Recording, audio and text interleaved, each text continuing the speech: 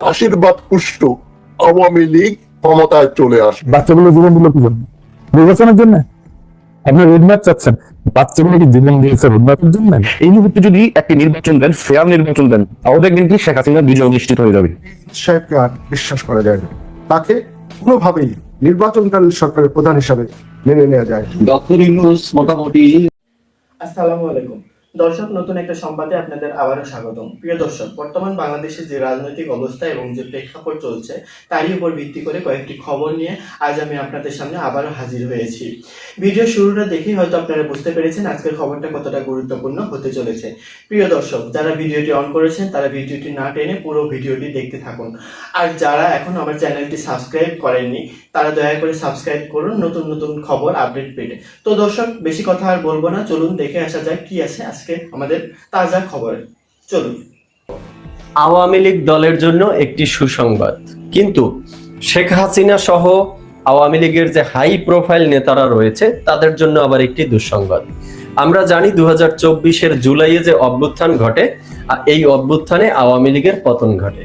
এরপর থেকেই বৈষম্য বিরোধী ছাত্র আন্দোলনের প্ল্যাটফর্ম থেকে এই আওয়ামী লীগকে নিষিদ্ধের দাবি ওঠে। আর যখনই এই ছাত্র সমন্বয়করা নিষিদ্ধের দাবি তুলে, তখনই আন্তর্জাতিক পর্যায়ে এবং জাতীয় পর্যায় থেকে তারা বিভিন্ন ধরনের বাধার সম্মুখীন হয়। জাতীয় পর্যায়ে এই অভ্যুত্থানের পক্ষে যে রাজনৈতিক শক্তিগুলো ছিল, বিশেষ করে বিএনপি এবং জামাত, তারাই সবচেয়ে বেশি বাধা হয়ে দাঁড়ায়, কারণ তারা বলে দিয়েছে তারা আওয়ামী লীগকে নিষিদ্ধের পক্ষে না।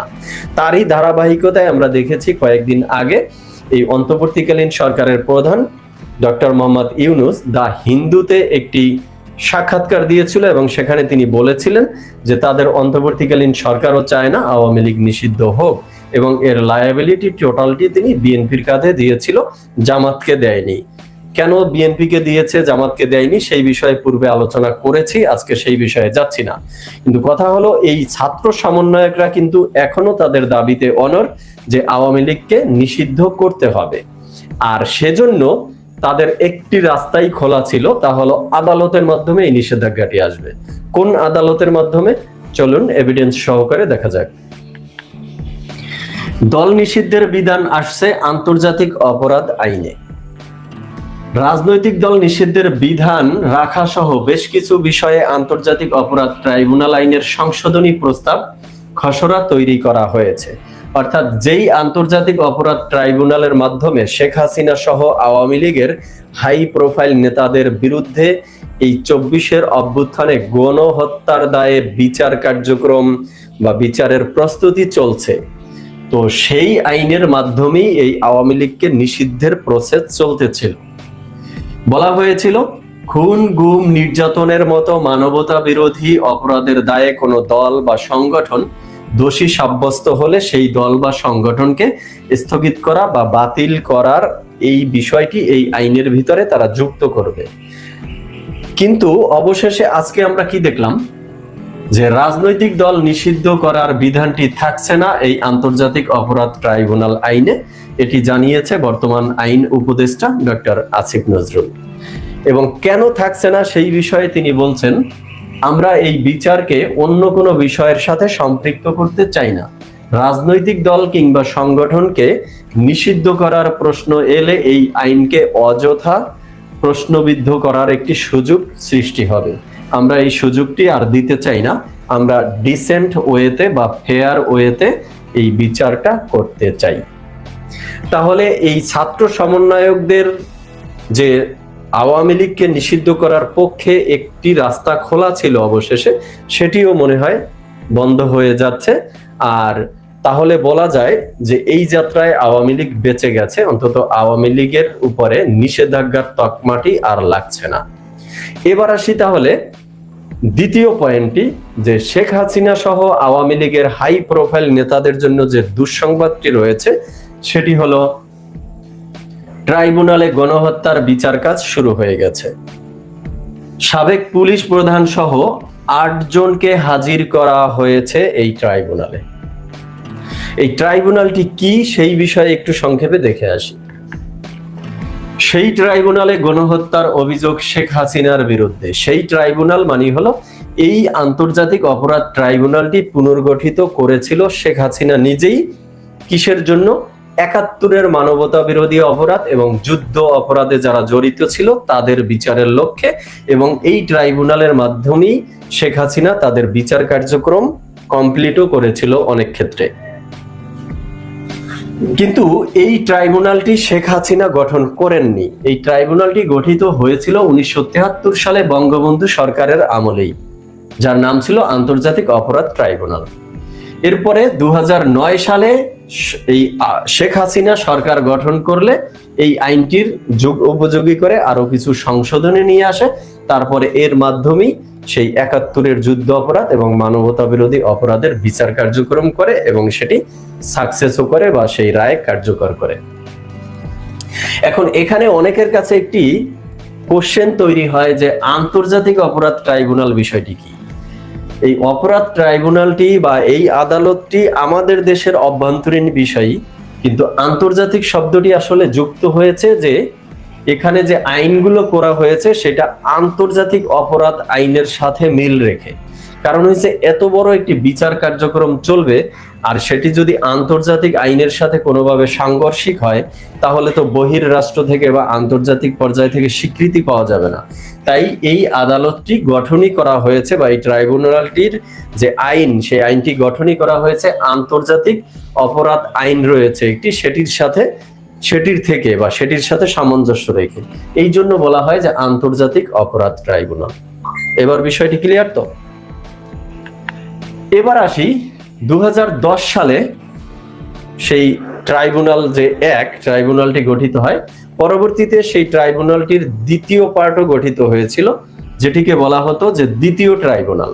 এই দ্বিতীয় ট্রাইব্যুনালের মাধ্যমে 2013 সালের 11ই জানুয়ারি প্রথম মামলার রায় আসে।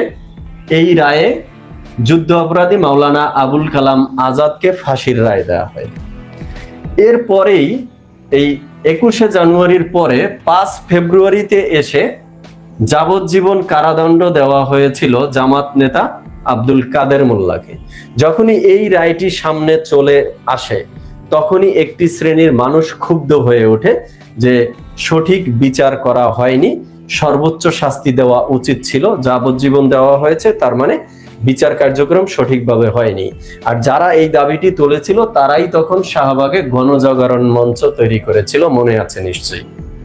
তো সেই গণজাগরণ মঞ্চ ডাক্তার ইমরান এইচ সরকার, টোটালটা গঠিত হয়েছিল সরকারের ইন্ধনে, সরকারের পৃষ্ঠপোষকতায় বা সরকারের খরচে এক কথায়, এবং সেই মঞ্চটি সরকার নিজের কাজেই ব্যবহার করেছিল, যদিও তার অস্তিত্ব এখন আর নেই, বিলীন হয়ে গেছে। তো এরপরে সেই দ্বিতীয় আদালতটি থেকে মোট 11টি রায় কার্যকর করার পরে 2015 সালের 15ই সেপ্টেম্বর এই অকার্যকর হয়ে যায় এই দ্বিতীয় আদালতটি। এরপরে কিন্তু এই প্রথম আদালত যেটি ছিল সেটি কিন্তু কার্যকর ছিল। সেটি রানিং থাকা অবস্থায় রাজনৈতিক প্রেক্ষাপট দেশে এমনভাবে চেঞ্জ হয়ে গেল যে 180 ডিগ্রি ঘুরে এসে সেটি এখন শেখ হাসিনার বিরুদ্ধে লেগে গেল। এখন এই ট্রাইব্যুনালই শেখ হাসিনার বিচার করবে বা আওয়ামী লীগের নেতা কর্মীদের বিচার করবে, মানে নিয়তির নির্মম পরিহাস যাকে বলে। এবার আসি এই ট্রাইব্যুনালটি নিয়ে, যে এই ট্রাইব্যুনালটি নতুন করে তাহলে 24-এর এই অভ্যুত্থানের পরে অন্তর্বর্তীকালীন সরকারের হাত ধরে নতুনভাবে আরেকবার সংস্কার হলো। সেই সংস্কারের পরে প্রধান প্রসিকিউটর করলো অ্যাডভোকেট তাজুল ইসলামকে। এই তাজুল ইসলাম কিন্তু একজন প্রশ্নবিদ্ধ ব্যক্তি বলা যেতে পারে, কারণ ইনি কে সংক্ষেপে একটু দেখি। ইনি এবি পার্টির যুগ্ম আহ্বায়কের দায়িত্বও ছিলেন, সেটি একটি পয়েন্ট। আর ওই যে শেখ হাসিনা ৭১-এর মানবতা বিরোধী বা জামাত নেতাদের বিরুদ্ধে যে বিচার কার্যক্রম করেছিল তখন সেই জামাত নেতাদের পক্ষের আইনজীবী ছিল ইনি, আর তাকে করা হয়েছে এখন চিফ প্রসিকিউটর। তো বিষয়টি বোঝাই যাচ্ছে। তারপরেও এটি নিয়ে আলোচনা সমালোচনা হওয়ার পরে তিনি এখনো স্বপদেই রইল। কিন্তু হঠাৎ করে আজকে যে খবরটি আবার সামনে চলে আসলো সেটি হলো টবি ক্যাডম্যানকে নিয়ে। এই টবি ক্যাডম্যান আসলে কে? এই টবি ক্যাডম্যান হলেন লন্ডন ভিত্তিক একটি ল ফার্ম গর্নিকা 37 এর যুগ্ম প্রধান। তো এনাকে নিয়ে আমাদের দেশের এই আন্তর্জাতিক অপরাধ ট্রাইব্যুনালকে ঘিরে আলোচনাটি আসলে কেন, সেই বিষয়টি আমরা একটু দেখি। ৭১-এর মানবতা বিরোধী অপরাধের বিচার চলাকালীন সময়ে যখন শেখ হাসিনা এই বিচারটি ২০১৩ সালে করেছিল, অভিযুক্তদের পক্ষে অর্থাৎ এই জামাত বা বিএনপি নেতাদের পক্ষে, সেখানে ২-১ জন বিএনপি নেতাও ছিল, সেই জামাত নেতাদের পক্ষে বা অভিযুক্তদের পক্ষের আইনজীবী হিসাবে বাংলাদেশে আসতে চেয়েছিলেন এই টবি ক্যাটম্যান, কিন্তু তখনকার সরকার অর্থাৎ শেখ হাসিনার আওয়ামী লীগ সরকার তাকে বাংলাদেশে প্রবেশ করতে দেয়নি। তাহলে এখন যে আলোচনা সমালোচনাটি তৈরি হয়েছে সেটা হলো যে প্রসিকিউটর নিয়োগ করলো, তিনিও আগের সেই জামাত নেতাদের পক্ষের আইনজীবী ছিল, আর এখন টবি ক্যাটম্যানকে নিয়ে এসেছে অ্যাডভাইজার, এই অ্যাডভোকেট তাজুল ইসলামের অ্যাডভাইজার বা বিশেষ পরামর্শক হিসাবে। তিনিও সেই তখন জামাতকে সাপোর্ট করতে বা জামাতের পক্ষে দাঁড়াতে এই দেশে এসেছিল। তাহলে এই দুইজন ব্যক্তি কেন আবার এই ট্রাইব্যুনালে যুক্ত হলো? এখন এখানে একটি প্রশ্নের বিষয় এসে দাঁড়ায়, সেটি হলো যে এদের দ্বারা এই বিচার কার্যক্রম সম্পন্ন হলে সেটি আন্তর্জাতিক মহলে প্রশ্নবিদ্ধ হবে কিনা, যে পূর্বের প্রতিশোধ নেওয়ার লক্ষ্যেই এই বিচারটি এভাবে করা হয়েছে, এমন কিছু। প্রিয় দর্শক, আজকের আপডেট নিউজ তো দেখলেন। ভিডিওটি পুরোটা দেখে হয়তো বুঝতেই পেরেছেন কোন প্রেক্ষাপটে আমরা দেশবাসী এখন দাঁড়িয়ে আছি।